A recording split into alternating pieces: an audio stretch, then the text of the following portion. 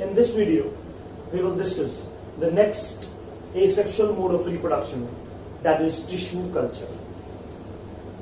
The plants which are grown by tissue culture, the method, the process in which the plants grown by tissue culture are referred as micropropagation. It is a method in which new plants are produced from tissue taken or obtained from growing part like meristematic tissue, like tip of the roots, tip of the shoots and apices of leaves. From those tissue which keeps on growing continuously, we take a small portion, small part of that tissue and then regrow it in a proper growth medium. That method of culturing the plants is known as tissue culture, and the process by which we grow the plants by tissue culture is known as micropropagation. So for that, what we do is, we'll take a small meristematic tissue, the growing tissue, either from the tip of the roots, tip of the shoots, into a nutritive media, that is agar. Agar is a jelly-like substance which we obtain from a algae, agaricus. That is what is referred as agar.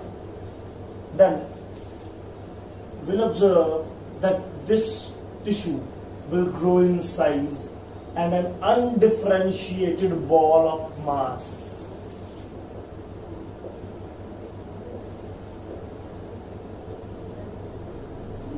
Or mass of cells is formed, that is known as callus. One marker, very important question: what is callus? Undifferentiated ball or mass of cells produced during the tissue culture is known as callus. What is undifferentiated? The cells increase in number, but the cells are not differentiated into various tissues like roots, stems and leaves. Then will shift it to a new medium having root promoting hormone and shoot promoting hormone. RPH stands for root promoting hormones and SPH stands for shoot promoting hormone.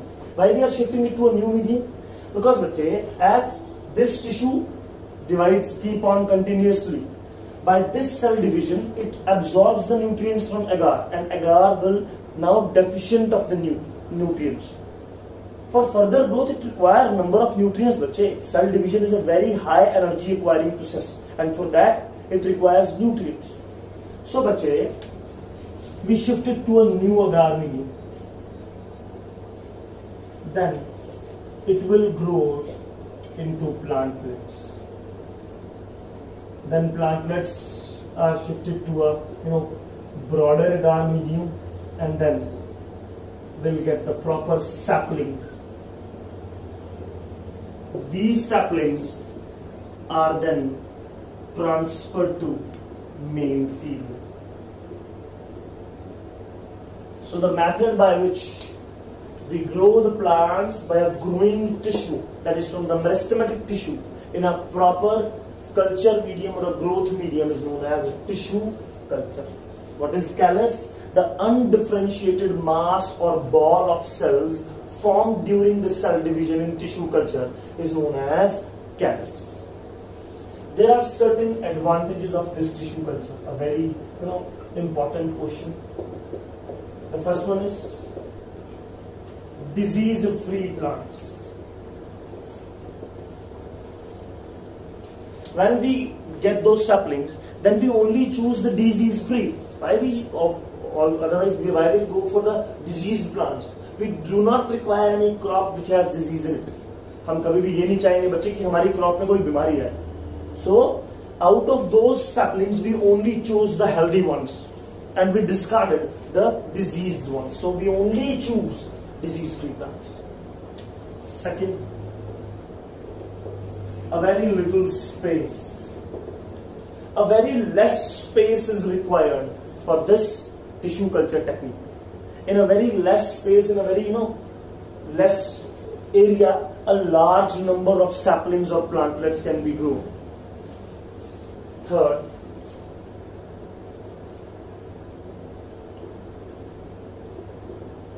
rapid multiplication.